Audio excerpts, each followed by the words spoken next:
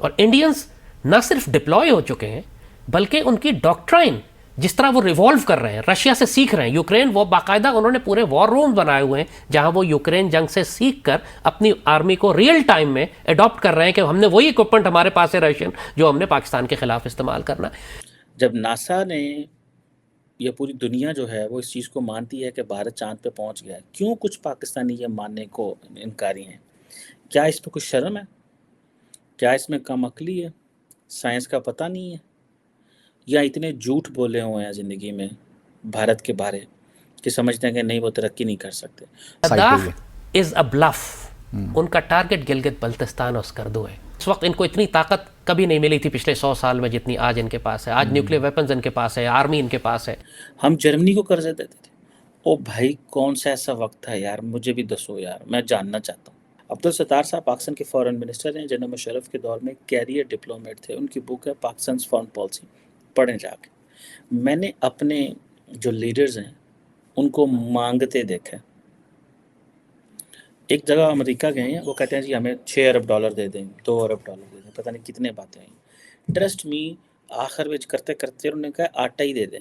This is what I have read. मैं वो share कर सकता हूँ आपके साथ। मतलब यू एक्सपेक्ट जयशंकर के मुकाबले पे आप बिलावल को खड़ा कर रहे हैं, आप वो जो आप डोवल के मुकाबले के ऊपर मोहिद यूसुफ को खड़ा कर रहे हैं। मतलब आपने तो लिटरली दुश्मन की गन्स के सामने खाली हथियार डाल दिए बिल्कुल।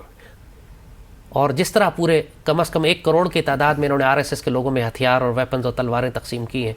मैं अमूमन पर्सनैलिटीज़ पे इस तरह बात नहीं करता, लेकिन मुझे दुख हुआ है कि एम्बेसडर बासत जो है, जिनको फॉरेन सेक्रेटरी नहीं बनाया गया, उन्होंने इस तरह के जो कंफ्यूज्ड और परेशान लोगों को मेन स्ट्रीम टीवी पे ला के इनको सऊदी अरब में भी पकड़ लिया गया था। भारत के जो मुसलमान हैं उनकी सारी क़यादत बिकी हुई है, चाहे देवबंद की मदनी क़यादत हो, चाहे ओवैसी ब्रदर्स हो, ये सब बिके हुए हैं। ये सारे आरएसएस के लिए काम करते हैं। जो अंदलुसिया में मुसलमानों को 800 साल हुकूमत करने के बाद जिस तरह निकाला गया कि 400 साल तक वहाँ अजान नहीं दी गई, बिल्कुल एक मुसलमान नहीं छोड़ा। आरएसएस उस मॉडल को स्टडी करके आई है। इन्होंने बाकायदा स्कॉलर्स भेजे हैं अपने स्पेन में कि वहाँ इन्होंने मुसलमानों का जेनोसाइड कैसे किया, कन्वर्जन कैसे की, उनको निकाला कैसे, एग्जाइल कैसे किया। Now that plan is being deployed in India. जय हिंद दोस्तों, आप सबको इंडिया में जान पर स्वागत है। दोस्तों, आज हम हमारे प्रिय लाल टोपी जी के ऊपर और एक वीडियो में बात करेंगे। आप सब तो उनके चंद्रयान 3 के ऊपर जो वीडियो था वो सब देखा होगा, नहीं देखा है तो देख लीजिए, काफ़ी इंटरेस्टिंग वीडियो है, आपको देखकर मजा लगेगा।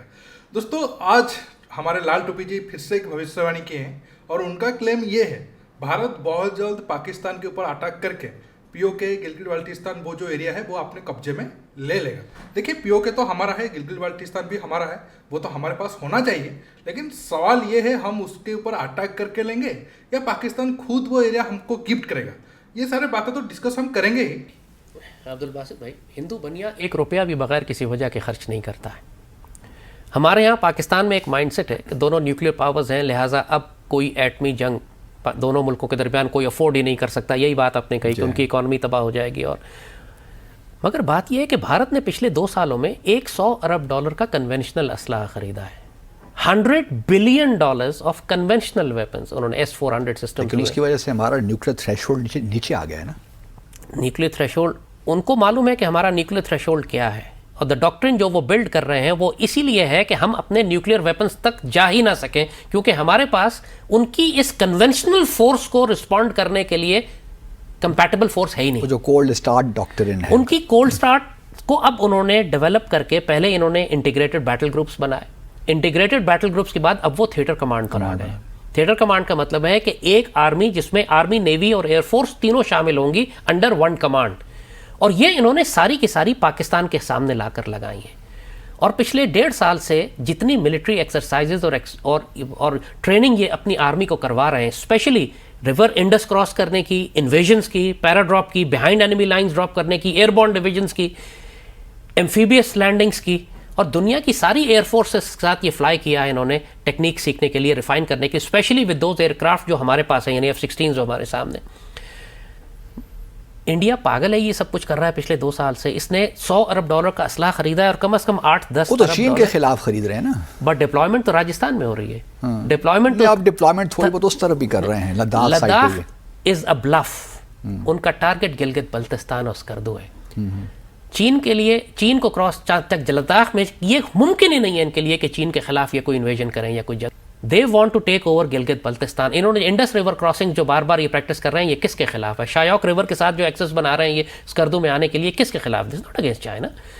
हम पाकिस्तानी बहुत बड़े धोखे में अपने आप को रखेंगे। यूक्रेन का मैं देखता हूँ कि जब रशिया डिप्लॉयमेंट कर रहा था 1500-1600 किलोमीटर के एक्सेस के ऊपर, तो यूक्रेन में भी यही माइंडसेट था कि ब्लफ कर रहा है, ऐसा हो ही नहीं सकता, नेटो हमारे पीछे है, रशिया तो इन्वेड ही नहीं करेगा, हमें बैकिंग है पूरी दुनिया की।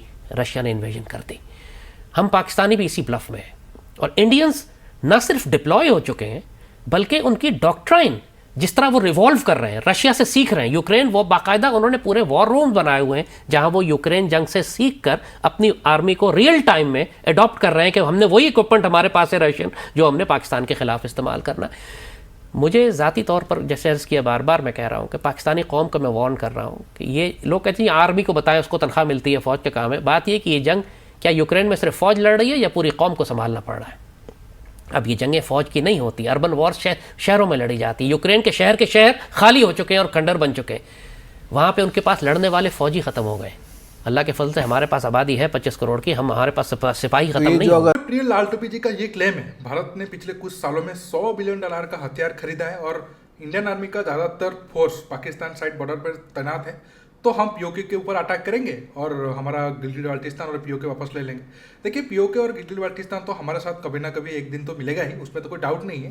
लेकिन मुझे नहीं लग रहा है कि भारत अब पाकिस्तान के साथ जंग करने के मूड में, क्योंकि जो देश खुद नीचे जा रहा हो और खुद अपने मतलब खुद को बर्बाद कर रहा हो, तो उस देश के साथ जंग करके उसे हमारा नुकसान क्यों करना? क्योंकि मैं ऐसे इसलिए बोल रहा हूँ, अगर आप देखोगे हमारा इकोनॉमिक कंडीशन ऊपर जा रहा है। अगर पाकिस्तान जैसे 2008 में मुंबई टेरर अटैक किया था, अगर वो अटैक अब होता तो आप सोच सकते हो कि पाकिस्तान का हालत क्या होता। अगर उस तरीके का कुछ घटना हो गया तो बात अलग है कि दोनों देशों के बीच जंग हो सकता है। अगर उस तरीके का कुछ नहीं हुआ तो दोनों देशों के बीच जंग बिल्कुल नहीं होगा, क्योंकि पाकिस्तान का इकोनॉमिक कंडीशन जिस हालात में है वो कुछ चंद साल में खुद ही टूट कर 3-4 टुकड़े हो जाएंगे। और तब हम आसानी से पीओके गिलगित बाल्टिस्तान तो लेंगे ही, साथ में अगर कुछ और एरिया पसंद आ गया वो भी हम अपने पास में रख लेंगे। और जो ये क्लेम कर रहे हैं कि नहीं भारत इतना सारा हथियार खरीदा है और पाकिस्तान के साथ हमारा ज़्यादा सोल्जर तैनात है, देखिए वो तो तैनात होंगे ही, क्योंकि पाकिस्तान तो हमारा दुश्मन है, तो उनकी तरफ तो हमारा सोल्जर तैनात होंगे ही, उसमें कोई बड़ी बात नहीं है। हमारा सोल्जर चीन के साइड में भी तैनात है, हालांकि चीन के साथ भी हम जंग में नहीं जाएंगे, क्योंकि बहुत सारे लोगों का सवाल था जब लद्दाख में कुछ एरिया पर चीन कब्जा करके रखा है तो फिर हम जैसे कारगिल में जंग किए थे तो लद्दाख एरिया में चीन के साथ जंग क्यों नहीं कर रहे? देखिए, इसके पीछे बड़ी वजह है। चीन के साथ तो हम मतलब दुश्मन तो है ही है, उसको तो सबक सिखाना जरूरी है, लेकिन जंग हम इसलिए नहीं कर रहे हैं क्योंकि चीन अमेरिका एक जंग एक तरीके से आप कह सकते हो दूसरी साइड में, साउथ चाइना सी साइड में वो ऑलरेडी पेंडिंग में है, वो आने वाले 5 साल में वो होगा ही होगा ताइवान को लेकर। अगर हम इस तरफ जंग करते हैं तो अमेरिका चाहे कि भारत और चाइना दोनों कमजोर हो जाए, तो फिर उसका जो नंबर 1 पोजीशन है वो सुरक्षित रह जाएगा। लेकिन हम ये चाहते हैं चाइना और अमेरिका जंग में जाए, वो दोनों कमजोर हो जाए और हमारा ताकत ऊपर जाएगा। इसलिए हम वोट कर रहे हैं, क्योंकि चीन तो जंग करेगा ही करेगा वो, क्योंकि ताइवान उसके लद्दाख के कंपेयर में ताइवान उसके लिए ज़्यादा इंपॉर्टेंट है। अगर वो ताइवान को ऐसे ही छोड़ देता है तो फिर ताइवान उसके लिए बहुत ज़्यादा सिरदर्द बन जाएगा। तो जब उस एरिया में वो जंग में बिजी होगा तब हमें लद्दाख के साथ साथ तिब्बत एरिया भी अगर पसंद आए वो भी हम रख लेंगे। दोस्तों, आज के टॉपिक में बस इतना ही।